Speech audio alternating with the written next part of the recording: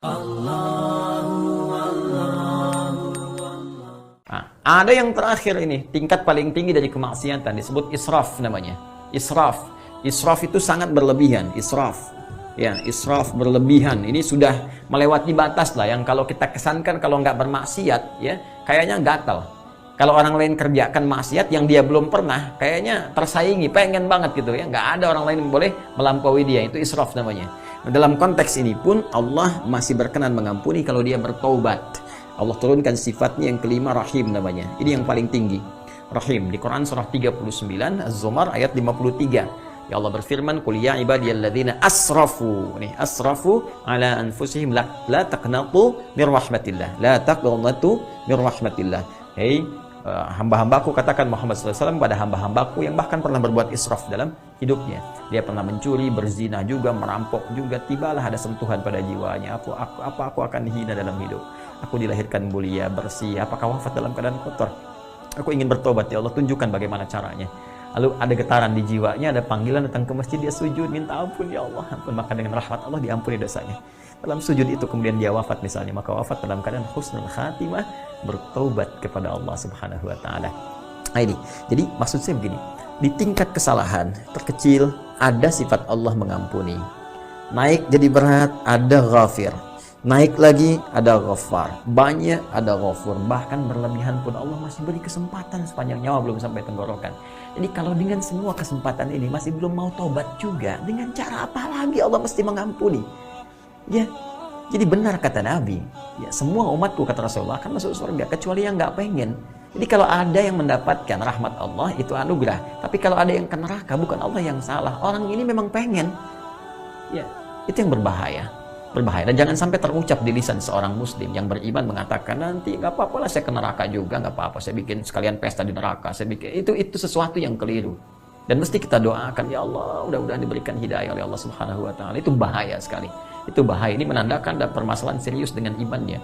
Karena insan beriman pasti cita-citanya surga. Ya, karena itu kalimat surga pertama dibuka dengan kalimat iman. Al-Baqarah ayat 25. Wa basyiril ladzina amanu wa 'amilus shalihat anna lahum jannatin tajri min tahtihal anhar. Berikan kabar pada orang beriman. Iman dulu tuh disebutkan. Ya, dan dengan imannya wa 'amilus shalihat dia buktikan dengan beramal saleh. Pasti amalnya baik gitu kan? Kata-katanya baik, tuturnya baik, penghormatannya baik, pada ulama baik, pada rasul baik, dan sebagainya. Itu imannya tinggi. Maka orang ini diberikan kabar gembira oleh Allah. Nah, beritakan pada mereka ada jaminan surga untuk mereka sepanjang istiqomah dalam kebaikan itu. Lawan iman itu kufur. Kufur. Ya. Kufur. Nah, ini kalau kita bikin persamaan, iman sama dengan amal baik sama dengan surga. Jadi kufur lawan dari iman. Ya, orang yang kufur tandanya itu seringkali berbuat salah. Jadi kalau ini baik soleh, ini salah. Jadi kalau berkata-kata salah, gitu kan? Kalau bertingkah salah, berperilaku salah, nah, lisannya seringkali menunjukkan hal yang kontroversial dan disepakati bahwa itu tidak baik. Nah, maka ini tanda. Jadi kalau ini muncul, teman-teman sekalian, di sini soleh, di sini salah, di sini iman, di sini kufur. Sedangkan kufur itu mengantarkan kepada neraka. Ya, makanya di Quran surah keempat An-Nisa ayat 56 itu orang yang masuk neraka yang paling ringan tapi paling dahsyat siksaannya saja itu kalimat kufur yang digunakan. Ya, kalimat kufur yang digunakan. Ya, innal ladzina kafaru bi ayatina sawfa nuslihim nara. Sungguh orang-orang yang ingkar, kufur terhadap ayat-ayat kami, tanda-tanda kami, kebaikan yang kami arahkan, sawfa nuslihim nara, kami akan bawa celupkan, kami tarik ubun-ubunnya ke neraka. Ya, jadi bukan bikin pesta. Nggak ada pesta di neraka.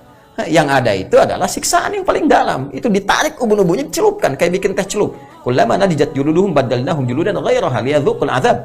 Ya, ketika kami celupkan seperti teh celup, kami angkat lagi, celupkan, angkat lagi. Ketika dicelupkan hancur semua tubuhnya, hancur dengan kulit-kulitnya sekalian karena kulit indera perasa yang paling peka. Lalu kami naikkan lagi, kami jadikan utuh kembali. Ya, kenapa dijadikan utuh? Supaya merasakan azab lagi saat dicelupkan.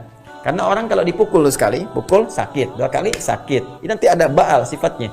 Ya, dipukul lagi rasa sakit berkurang di tempat yang sama. Ya, bagaimana caranya supaya sakitnya sama lagi? Pukul tempat lain yang kulitnya masih utuh, masih baik. Makanya dicambuk kadang nggak di satu tempat. Pindah supaya merasakan yang sama. Ini masuk neraka yang paling ringannya, celupkan sampai hancur, angkat, ya sembuh lagi, celupkan, hancur lagi supaya merasakan azab yang serupa. Sekali celupnya sehari itu sama dengan 1000 tahun. Ya, hati-hati tuh. Sekali celupnya sehari sama dengan 1000 tahun rasanya dunia. 1 detiknya 48 hari. Ya. Jadi, bagaimana cara menarik persamaannya? Orang beriman pasti pengen surga, ya kan? Maka dia beramal soleh. Ya, lawannya kufur itu neraka, ya. Maka banyak kesalahan dia perbuat. Nah, yang paling aneh kalau ada orang mengaku beriman tapi bercita-cita masuk neraka. Ini pertanyakan. Makanya ada sebagian ulama mengatakan orang berkata begitu maka seakan-akan kehilangan imannya. Ya. Nah, bagaimana respon kita? Membantu dia untuk kembali kepada imannya. Kita doakan, tadakwahi dan sebagainya, dan keputusan kembali kepada yang bersangkutan. Ya, dan dia dengan itulah kemudian dia dinilai di sisi Allah Subhanahu wa taala. Kita doakan supaya bertobat, supaya baik dan sebagainya.